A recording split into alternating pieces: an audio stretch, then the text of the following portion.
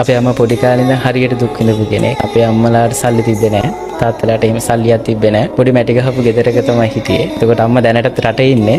පොඩි කාලෙත් මට මතකයි මම 2 3 පන්තිවල වගේ අපේ අම්මා වැඩ කරේ ගමේ පතලේ. ගමේ ගල් කඩපු පතලේ තමයි අම්මා වැඩ කරේ.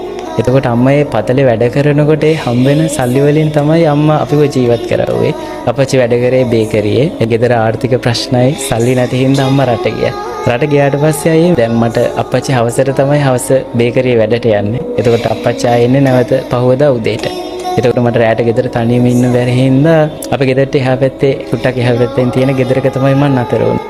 එතකොට මට හරියටම මතකයි අද වගේ මට ඒ සිදුවීම කවමදාකවත් අමතක වෙන්නේ නැහැ. එතකොට තමයි මම ජීවිතේ ඉගෙන ගත්තේ ඇත්තටම මිනිස්සු කියලා කියන්නේ කවුද? ඇත්තටම ජීවිතේ දුක කියලා කියන්නේ මොකක්ද කියලා. මම හැමදාම හවසට කොට්ටේ බෙඩ් ෂීට් එකයි මම තුරුඩු කරගෙන හැමදාම හවසට ගෙදරට යනවා. ගෙදරට ගිහිල්ලා මම හැමදාම යාළගේ නිදාගත්තේ පැත්තකට දාලා තිබ්බ සෝෆා එක තමයි නිදාගත්තේ. එතකොට යාළගේ ගෙදර හොඳට බාත්රූම් වොෂ්රූම් හදලා තිබ්බා. මම හිතන්නේ අර අපේ තිබ්බ දුප්පත්කමත් එක්ක වෙන්නේ නැති එයාලගේ වොෂ්රූම් වලටවත් යන්න දුන්නේ නැහැ. එතකොට මට රෑ වෙලා හදිස්සිය වොෂ්රූම් එකට යන්න ඕනේ වුණත් මම ගෙදරට ආයේ යන්න ඕනේ. මාරෑ හැරි යන්න ඕනේ. ඒ වගේ ජීවිතේ දුක කියන තිබ්බ. හැබැයි මං අද වෙනකන් අම්මටවත් කියලා නැහැ. මේක අම්මහයි. මේක අපේ අම්මේ දකියේ. මොකද අර අම්මට දුක කියන්නේ නැහැ. මොකද අම්මනේ හැමදාම පුළුවන් තරම් දුක් විඳලා හරි අම්මා හැමදේම අපිට දුන්නා. හැබැයි අද ඉන්න තැන දැකලා මගේ අම්මා තරම් සතුටු වෙන කෙනෙක් මේ ලෝකේ කොතරම්වත් නැහැ. අම්මා ඒ තරම් අද සතුටුයි. මතු බුදු